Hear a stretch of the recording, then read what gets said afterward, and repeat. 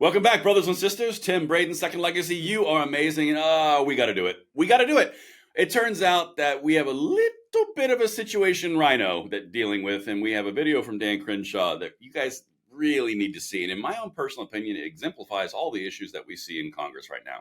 Apparently, there's a big problem with the pay that we pay Congress, and also it's not a big deal that if they can have some insider trading or trade stocks, because after all, Tim, how is a congressman supposed to better himself? That's a quote. We're going to have some fun with this one. I don't even know where it's going to go. Make sure you hit that like button, subscribe to the channel, help the channel grow. Tim. Yes. I'm actually a little bit concerned where this is going to go.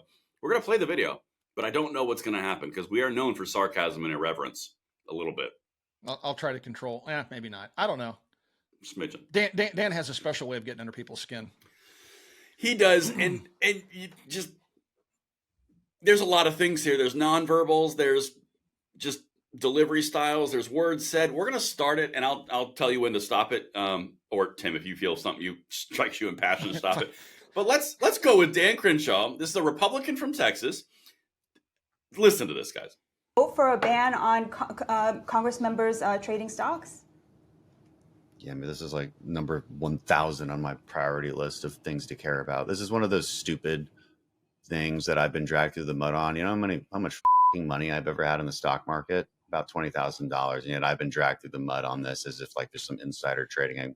I just sent a letter to Fox News, a threatening letter from my lawyers, threatening them with defamation because Jesse Waters had basically insinuated that I was insider trading. Of course, it's not true. You'd be more surprised how much little information we have. This is one of those bills that like.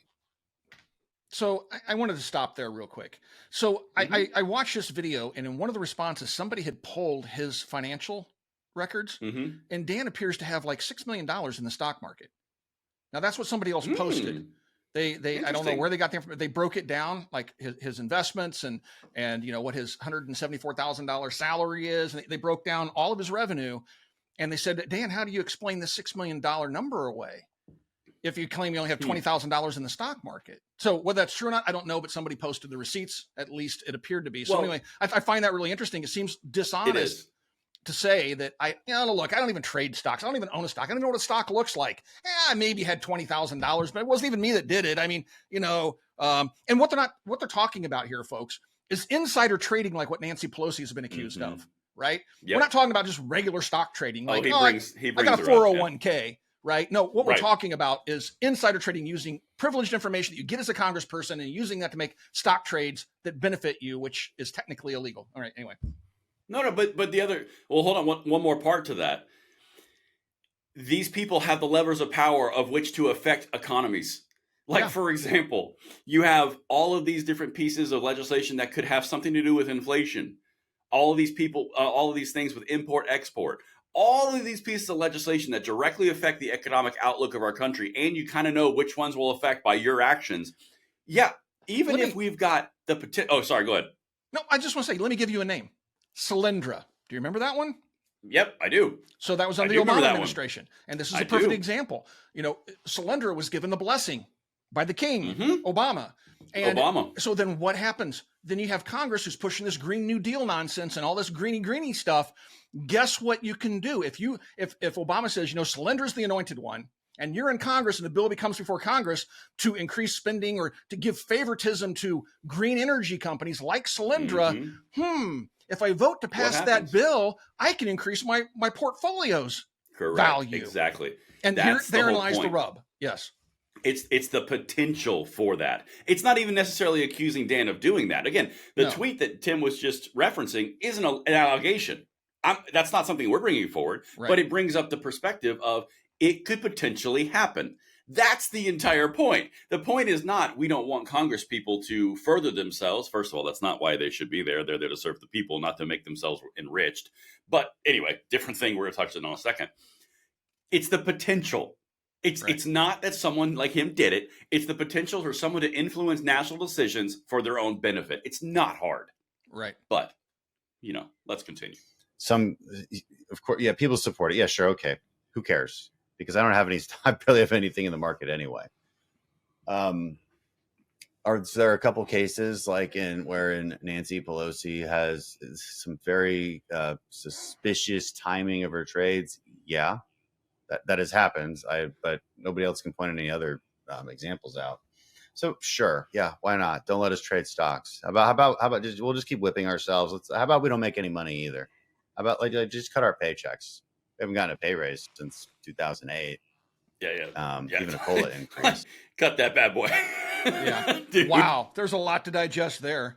Like it's all it's me. Like, okay, so you want to ban stock trading? Fine, whatever. It's okay. I've got any money in the stock market, so I don't really care. Go ahead and ban it. It's about me anyway. It's not about anybody else. I don't got nothing in there to lose, so go ahead and do it.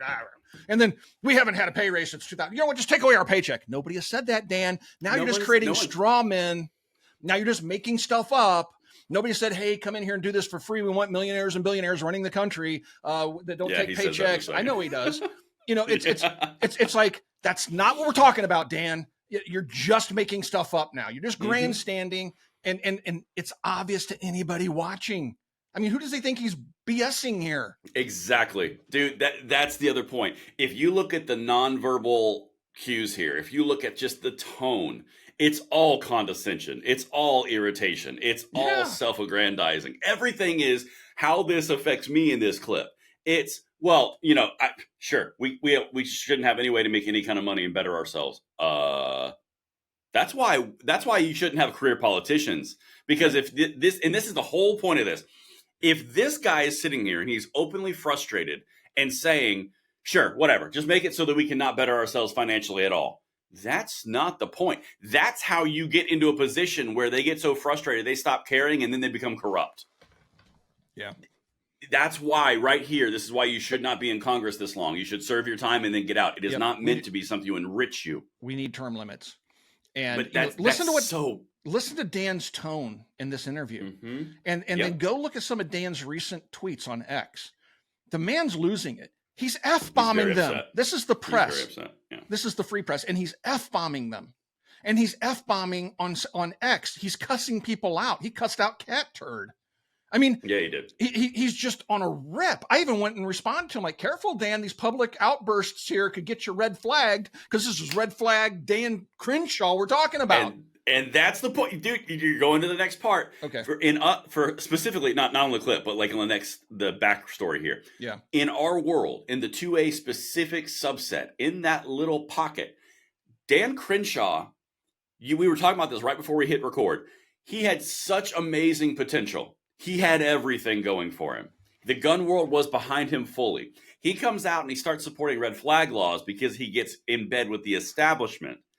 And then all of a sudden, boom, he is a RINO extraordinaire. Now he's pissed that he can't better himself financially. Now he's pissed that he has no future financially. You're in Congress, dillhole. You're not supposed to be in. This is not a CEO position. If you want to go make money and get stock options and have all sorts of great things happening to you, go into the private sector. I'm sure there's some reason why you're not in the private sector, because if you were truly chasing riches, that's where the private sector, that's where the money is. So why would you still be in public? It's almost like there's a benefit that you don't want to give up and you want your cake and eat it too. Yeah. You know, if you don't know this, Dan is a Navy SEAL, right? Yes, he is. And he has so many opportunities there. He could write a book. That seems to be popular with the teams. Some company make a movie grab deal him as a spokesperson. or start a training company. There's so many options here for old Dan. Being a congressman definitely doesn't suit him. But that's the whole thing. Is this is a masterclass in why you should not be in Congress for a long time, because you get to the point where you're frustrated, where you stay in that position. And also just hovering around this topic about money, they make $174,000 a year. Yeah. Okay. Gosh, you could live on that. And they don't have to pay for anything. It's like every healthcare, all that stuff's taken care of. That's like $174,000 in your pocket, right? Free meals, free travel. Yeah. Yes, exactly. And the whole point here is, well, we can't better ourselves and further ourselves. Do you know how many people watching this show, just by basis of statistics and demographics in the United States, are making between $35,000 and $65,000? A vast majority of them, and a lot of them are on fixed incomes. Like, that's why this is such it's just disingenuous and condescending, arrogant elitism. They are so out of touch that 175K is not enough. No, it's like poor pitiful Dan. I mean, how does he make it? I mean, boo. I'm sure his butler is just, struggling, having to go out and pennies. having to buy Folgers and not Starbucks. It's like not Folgers. Yeah. Oh my God. Let's keep going. Let's hear more Folger woes. So, yeah, no, actually, no, yeah, this is a great idea. Let's make Congress a place where only the millionaires can actually afford to do the job. This is a wonderful idea. Let's just keep doing that. Like because, you, Dan? It's always some member, right, who senses the populist energy and then mirrors it, believing that this is what's going to help me connect with the people. Because what do the people want? Well, they want an easy button. All my problems will be solved if there's no stock trading. All my problems will be solved if there's term limits. Yeah, but if you think about any of these things for 5 whole minutes, wow, dude. I mean, could he listen to his tone and his voice inflection? This dude could not care less about his constituents. Yeah, whatever. You're just a dummy. They idiot want easy buttons. They're buttons. Lazy. I'm over here slaving away for pennies, and you drakes of society are just back there hitting your easy button, worry about stupid stuff like term limits, like trying to put me out of the job. I mean, dude, I do such a great job over here for you all. I mean, this dude, like this is, he has to know this is his last term. Has to. Because this is nuts. I've never seen a politician commit suicide on television like this. That's okay. Thank you. I'm glad you said that, because this is political suicide. It absolutely He literally just said that the constituents of the United States are lazy, are idiots, and only want an easy button and haven't thought about something for 5 minutes because they don't want him to have an advantage to insider trading, and they don't want to give him a pay raise of above $175,000, which, by the way, was a 40% increase, which took it to $245 before the whole thing got scuttled. Yeah. So they were going to go to $250,000 a year. Meanwhile, you just want easy buttons watching this video, because after all, you don't want him to inside stock trade, and you don't want him to have a pay raise because you're just lazy, and you're exporting your anger and hatred. And you big this dummies, guy is done. You big dummies think that term limits are going to save you. Yeah, idiots. Easy button term limits. I mean, who wants term limits? All you peasants out there criticizing me.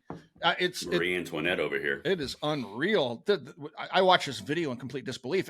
I expected a resignation letter to follow soon thereafter, because this guy, based upon his tweets and videos and stuff he's posting, he apparently is just giving up. He knows he's getting primary.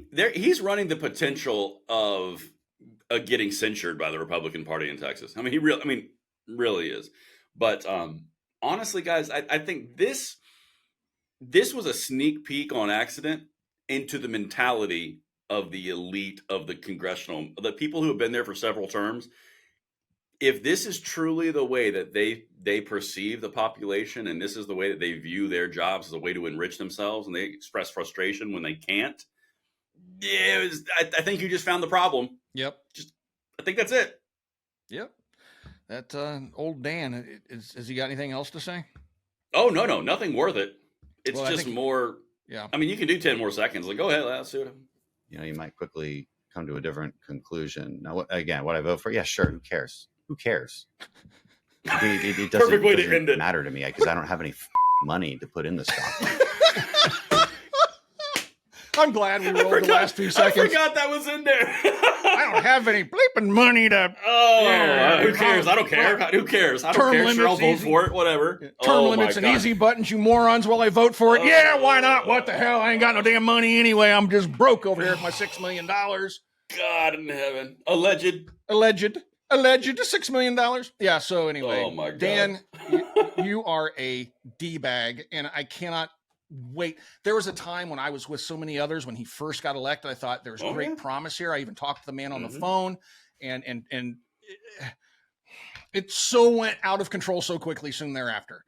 I mean, but you know what though, dude? Honest to God, to that point, this is the beautiful part about what has been built in the last 4 to 8 years in social media around the Second Amendment space, because the entire media apparatus has been built. You guys built it.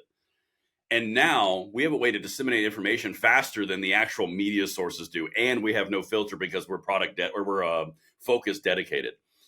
This type of stuff can't get away anymore. That's the point. Like it's if you're not the right person, we'll put our weight behind you and we'll let you have great potential. But the second that you step out of that window where we cannot abide, we will also immediately revoke any support. Yeah. That is a reality of the situation. Danny boy here, Marie Antoinette, let them eat cake. Sorry, you lost it. Yep, and he lost it in social media.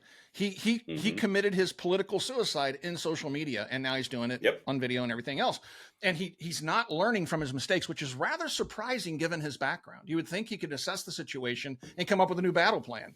But apparently, he just doesn't care. He's so broke, it doesn't matter. He'll vote for anything anyway, because in the end, it doesn't really matter because you're all a bunch of idiots. Anyway, thanks for watching Second Legacy, folks, and we'll talk to you guys soon. Dan, not so much. Don't call me. I'll hang up.